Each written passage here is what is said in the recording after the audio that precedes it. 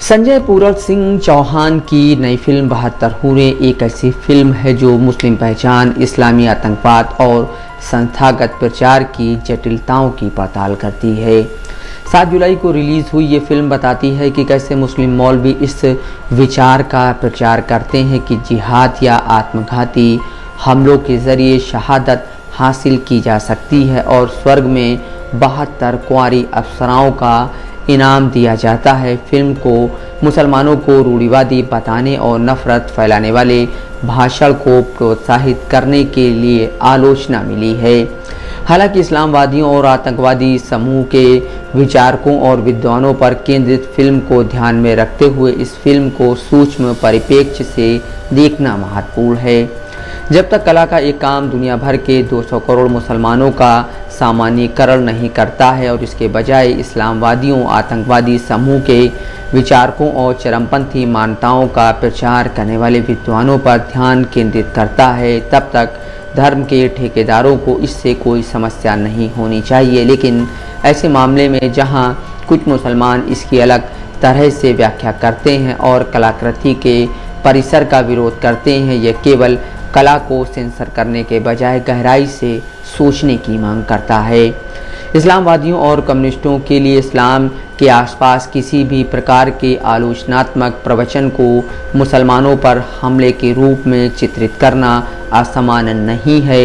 इससे हमें चरमपंथी विचारधाराओं की खोज और इस्लाम की निंदा के बीच अंतर करने की ज़रूरत होती है। आलोचनात्मक संवाद में शामिल होकर और कलाकृति की बारीकियों को समझकर मुसलमान सामाजिक सांस्कृतिक बहस में अधिक उत्पादक योगदान दे सकते हैं। 2007 की पाकिस्तानी फिल्म खुदा के लिए ने आतंकवाद के विचारों, मुस्लिम समुदाय के सामान्यीकरण को संबोधित किया और यहाँ तक कि संवेदनशीलता और परिपक्वता के साथ धर्मशास्त्र की व्याख्या भी की।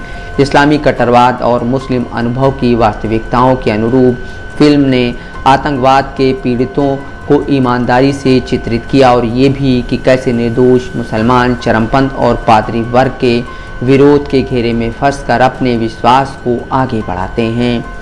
मुसलमानों को ये समझना चाहिए कि यदि वे परजानिया जैसी फिल्मों की सराहना करते हैं जो काफ़ी हद तक हिंदुओं को नकारात्मक रूप से सामान्यीकृत करती है, तो उन्हें उन विरोधी फिल्मों का भी विरोध करना चाहिए जो उन्हें नकारात्मक रूप से सामान्यीकृत करती है। कोई भी किसी फिल्म पर प्रतिबंध लगाने के लिए तब तक बहस नहीं कर सकता जब तक वह स्पष्ट रूप से किसी समूह या व्यक्ति के खिलाफ हिंसा को उकसाती ना हो। भारत की जिम्मेदारी है कि वह संविधान द्वारा प्रदत्त अभिव्यक्ति की आज़ादी के मौलिक अधिकारों की रक्षा करे। Firaaq, Fanaa, My Name Is Khan, The Kashmir Files और द केरला स्टोरी जैसी फिल्मों पर विचार करें जिन्हें वामपंथी और दक्षिणपंथी दोनों समूहों ने निशाना बनाया था। अभिव्यक्ति की आज़ादी को ध्यान में रखते हुए क्या यह उचित है कि हम उन पर प्रतिबंध लगाएं? क्या हमें विभिन्न समुदायों के बीच संवाद और समझ को बढ़ावा नहीं देना चाहिए? पिछले कुछ सालों में the Kashmir files, the Kerala story और अब 72 हूरें की रिलीज़ के साथ हिंदी फिल्म इंडस्ट्री में एक उल्लेखनीय बदलाव आया है। पहले फिल्में ज़्यादातर बहुसंख्यक हिंदू समुदाय का प्रतिनिधित्व करती थीं, लेकिन अब वो भारत में दूसरे सबसे बड़े धार्मिक समुदाय मुसलमानों में भी दिलचस्पी लेती हैं। कुछ लोगों का तर्क है कि यह बदलाव एक सुधार है क्योंकि बॉलीवुड ने पहले हिंदू समुदाय के भीतर उग्रवाद को उजागर किया था और हिंदू सांप्रदायिकता के खिलाफ बात की थी। अब यह मुस्लिम समुदाय के बारे में असुविधाजनक सच्चाइयों को संबोधित करने से नहीं कतरा रहा है।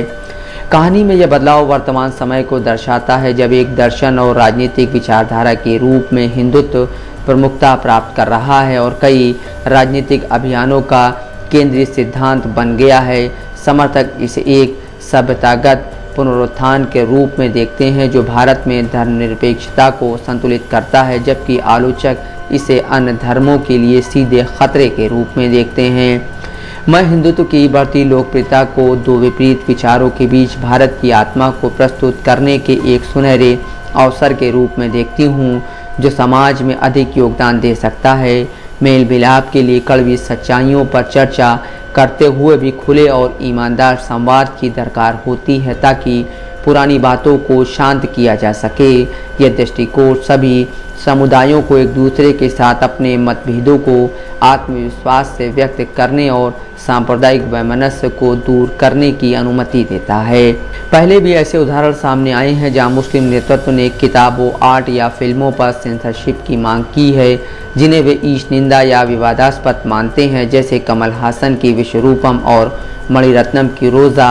अतीत में हिंदू बुद्धिजीवियों, सुधारकों, विचारकों और कलाकारों ने समुदाय में प्रचलित उनकी प्रथाओं के आलोचनात्मक चित्रण की खोज की है, लेकिन मुस्लिम समुदाय के भीतर इस आत्म आलोचना और खुलेपन की कमी रही है। विरोधी विचारों को अक्सर धमकियों का सामना करना पड़ता है। कला पर प्रतिबंध न केवल तानाशाही की भावना को दर्शाता है बल्कि आत्मनिरीक्षण और वैकल्पिक दृष्टिकोण पर विचार करने की अनिच्छा को भी दर्शाता है। फलदायी संचार एक मुक्त समाज को कायम रखने और रचनात्मक संस्कृति को बढ़ावा देने में महत्वपूर्ण भूमिका निभाता है। इतिहास में विभिन्न रूपों में कलाकृतियाँ, साहित्य, रंगमंच, चित्रकला, मूर्तिकला, संगीत और नृत्य ने विचारों, भावनाओं और सामाजिक प्रगति को व्यक्त करने, मानवता के लिए नई संभावनाओं की कल्पना करने, समस्या समाधान और मानव जीवन की गुणवत्ता बढ़ाने के लिए शक्तिशाली उपकरण के रूप में काम किया है।